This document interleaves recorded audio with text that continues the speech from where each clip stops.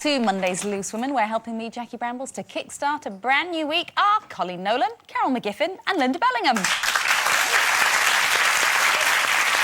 Still to come, we'll be welcoming Torchwood's Captain Jack. That's the lovely John Barrowman. Right, here's your second go at this week's composer, actor and presenter who is a firm favourite round these parts. Initially starring as Captain Jack in Doctor Who, he battled Daleks and Slitheen before setting up base in Cardiff as the head of the alien investigation team Torchwood. The smash hit sci-fi series returns to our screens tonight and sees the Torchwood team once more protecting the Earth from an alien threat. You are going to get us killed. No, you get killed, not me. You die like a dog, like an ugly dog. Oi, Chuckle Brothers, go film some in. Yeah, well, I want you to do a check on St. Helens Hospital, specifically the morgue. Well, there's a computer, do it yourself. Meanwhile, I've been getting reports this morning of 17 road traffic accidents happening right across the country, all the way from Glasgow to St. Ives. Is that above average? Well, they all occurred between 8:40 and 8:41. 17 road traffic accidents happening in exactly the same minute. And every single one of them involving children. That'll be the school run. All of them are just standing in the road. Not crossing the road, just standing. So myself, Jack. 2 kids on Market Street, though. But they just stopped. Please welcome John Barrowman.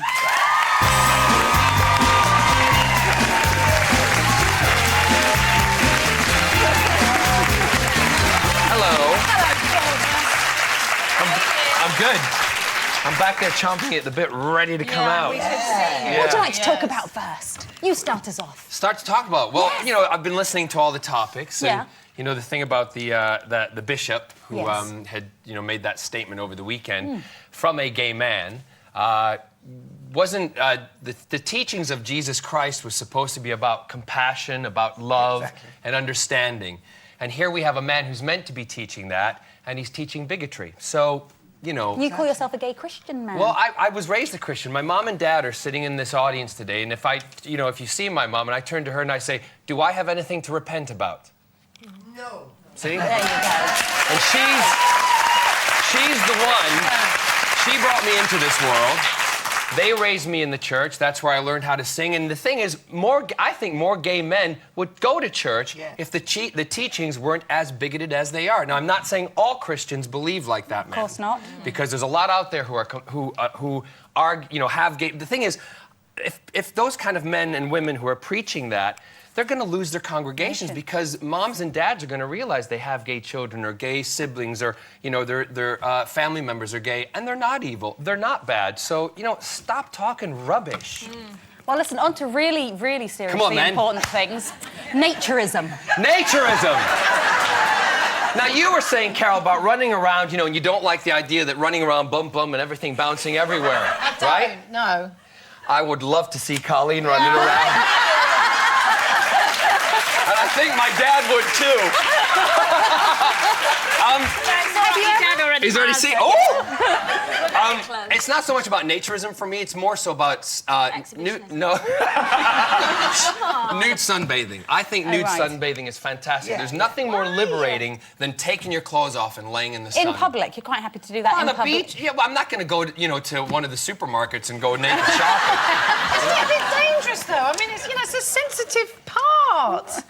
Factor 45. Factor 50. Can you put it on for you? Certainly. as long as you bring your man with you, you're fine. You've got no white bits.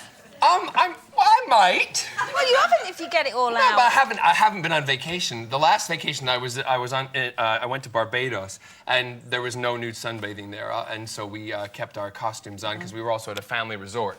But I've, you know, been known to go to Brighton, or, you know, when we are in Spain or in France, and you know, it's just so much more fun swimming nude. But isn't it a little bit about showing off? Might be.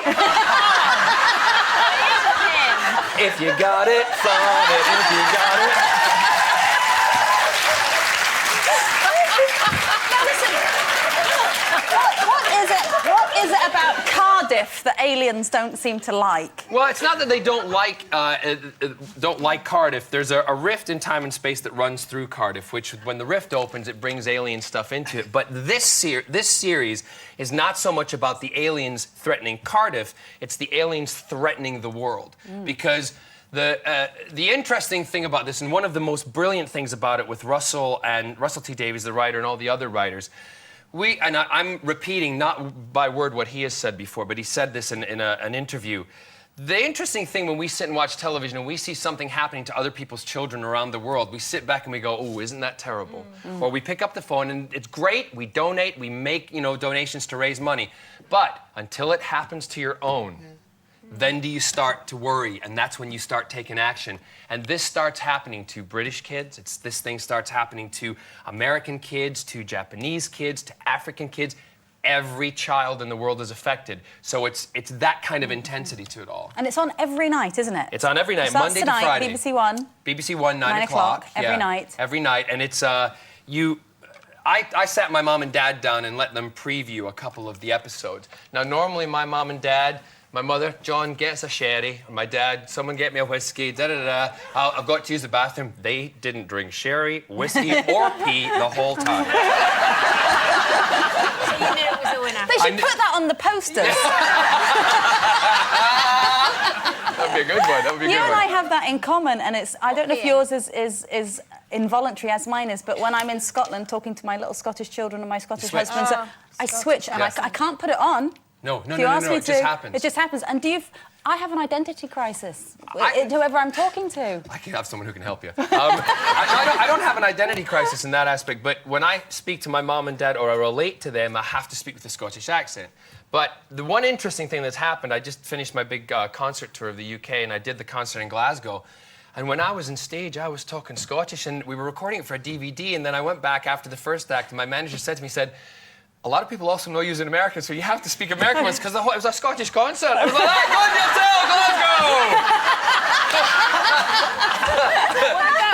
What we're talking about Andy Murray. What do you think? I think he's very talented. I think he's a great tennis player, and I wish he would have won. I really do, because it would have been a great thing. 70 years, since a Brit has taken Wimbledon. Are you talking the other? Yeah. Okay. He's not really my type. No, thank you. That's why you and I are so good together. I think he's very handsome, but for me, he's a bit too... He's got... Well, it's not he's gangly, but he's got a really nice body, but maybe he's a little somber. Is that a good word to use? Yes. Very focused. I don't think he's miserable. Listen. Does that matter, though? It doesn't matter. This is my point I'm going to make. We don't want him to be some, he's not in the entertainment industry, so he doesn't have to be, bubbly and fun. He's a tennis player. He just needs to be good at tennis. He just needs to win. Brilliant at it. And we want him to win next time. Come on, next time. It's been an absolute pleasure to see you, and indeed your mum and dad. Thank you very much. Thank you. And Come back soon, I won't will. you? And don't forget Torchwood, 9 o'clock, BBC One. John Barrowman.